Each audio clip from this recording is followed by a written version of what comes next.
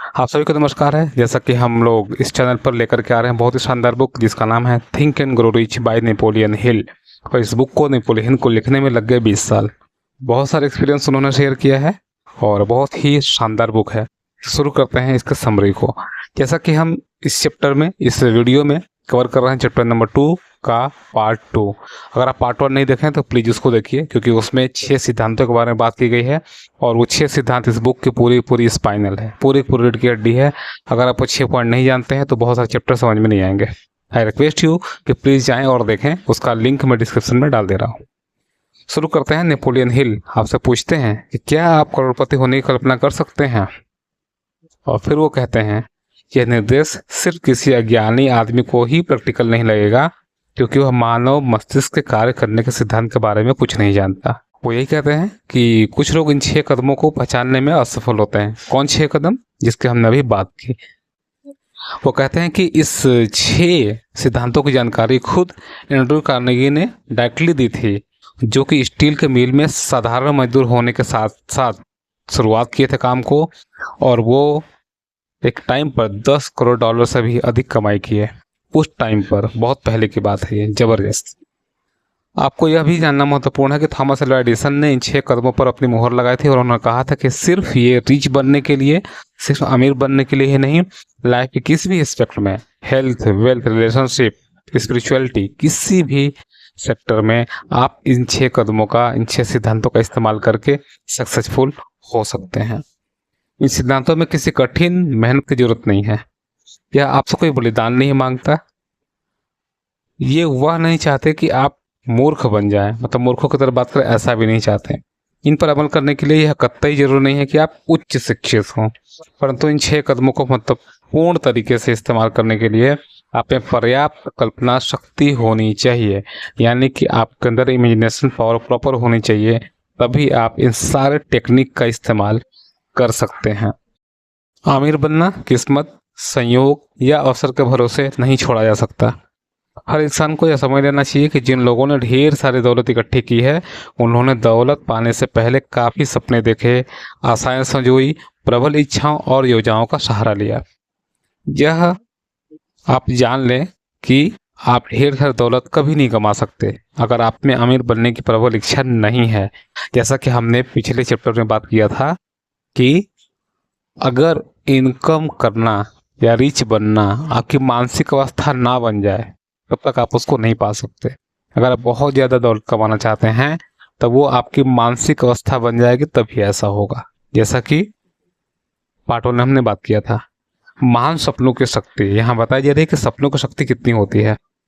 अमीरी के दौर में हमें यह जानकर प्रोत्साहन मिलता है कि आज की तेजी से बदलती दुनिया में नए विचार, काम करने के नए तरीके, नए लीडर, नए आविष्कारक, शिक्षा के नए तरीके, मार्केटिंग के नए तरीके, नई पुस्तक, नई साहित्य, टेलीविजन के लिए नए फीचर्स, नई और बेहतर चीज़ों की इस मांग के पीछे एक गुण है जो जीतने के लिए अनिवार्य है, और वो है निश्चित लक्ष्य, यानी कि आपका फिक्स टारगेट, फिक्स एम। यह जानना कि आप क्या चाहते हैं और आपके लक्ष्य को हासिल करने की प्रबल इच्छा। यानी जब तक आपके पास कोई क्लियर एम नहीं होगा, क्लियर गोल नहीं होगा और उसको प्रॉपर तरीके से पाने के आपके पास रोड मैप नहीं होगा, तब तक आप किसी भी टारगेट को अचीव नहीं कर सकते। इससे कोई फर्क नहीं पड़ता कि वो टारगेट छोटा है या बड़ा है। आगे नेपोलियन हिल कहते हैं कि दौलत इकट्ठी करने की प्रबल इच्छा के साथ हमें याद रखना चाहिए कि दुनिया के सबसे सच्चे लीडर वही लोग हैं जिन्होंने छुपे हुए अवसर की अदृश्य शक्तियों का दोहन किया। दोहन किया मतलब क्या? अदृश्य शक्तियों को पहचान लिया और उनका प्रैक्टिकल प्रयोग किया। जिन्होंने विचारों की शक्तियों को गगनचुंबी इमारतों, शहर, फैक्ट्री, हवाई जहाज, वाहनों और सुख सुविधाओं में बदला। क्या मतलब है इसका? मतलब जो सच्चे लीडर यानी जो बड़े बिजनेसमैन हैं जिन्होंने रूल किया किस किस सेक्टर में, उन्होंने हमेशा छिपी हुई अवसरों को देखा। कोई तो ऐसा होगा जो सबसे पहले हवाई जहाज के बारे में सोचा होगा, कोई तो ऐसा होगा जो सबसे पहले बड़ी फैक्ट्री बनाने के बारे में, बड़ी बिल्डिंग बनाने के बारे में सोचा होगा। तो कहीं तो हाइड होगा ना ये विचार। नेपोलियन हिल यही करते हैं, ये विचार कहीं तो हाइड होगा, छिपा होगा। उनकी नज़र गई क्योंकि उनके पास एम था, उनके पास टारगेट था, तो वहाँ नज़र गई और उसे उन्होंने फिजिकल फॉर्म में मैनिफेस्ट किया। आगे कहता है कि अमीर बनने की योजना बताते समय सपने देखने वालों को तुच्छ न समझें।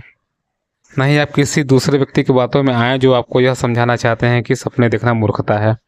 बदले हुई दुनिया में महान सफलता हासिल करने के लिए आपको अतीत के सफल लोगों के सूत्रों पर चलना होगा, जिनके सपनों में मानव जाति को बहुत बहुमूल्य चीज़ें दी हैं।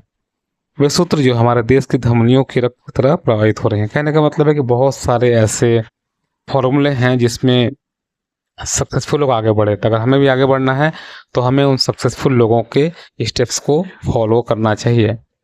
थॉमस एडिसन एक ऐसे बल्ब का आविष्कार कर रहे थे जो बिजली से चले, और उसे बनाने में उन्होंने 10,000 बार असफल हुए। हम सबको पता है ये स्टोरी। पर क्या कहना चाहते हैं कि प्रैक्टिकल स्वप्नदर्शी मैदान नहीं छोड़ते। यानी कि अगर आप सही में ड्रीम देखते हैं और विजुअलाइजेशन पावर आपके अंदर है, कुछ करने की क्षमता है, तो आप पीछे नहीं हटेंगे। राइट बंधुओं ने एक ऐसी मशीन का सपना देखा जो हवा में उड़ सके, और आज हम देख रहे हैं कि उनका सोच का रिजल्ट क्या है हमारे साथ। तो नेपोलियन हिल यही कहते हैं कि अगर आपके अंदर प्रॉपर इमेजिनेशन की पावर है, सपने देखने की हिम्मत है और कुछ करने के प्लान है आपके अंदर, तो 100% आपको सक्सेस मिलेगा। इसमें कोई दो राय नहीं है। जो भी सक्सेसफुल लोग हुए हैं उन्होंने इसी टेक्निक का इस्तेमाल किया। बाकी बातें हम लोग आगे करेंगे इसी चैप्टर के पार्ट नंबर 3 में।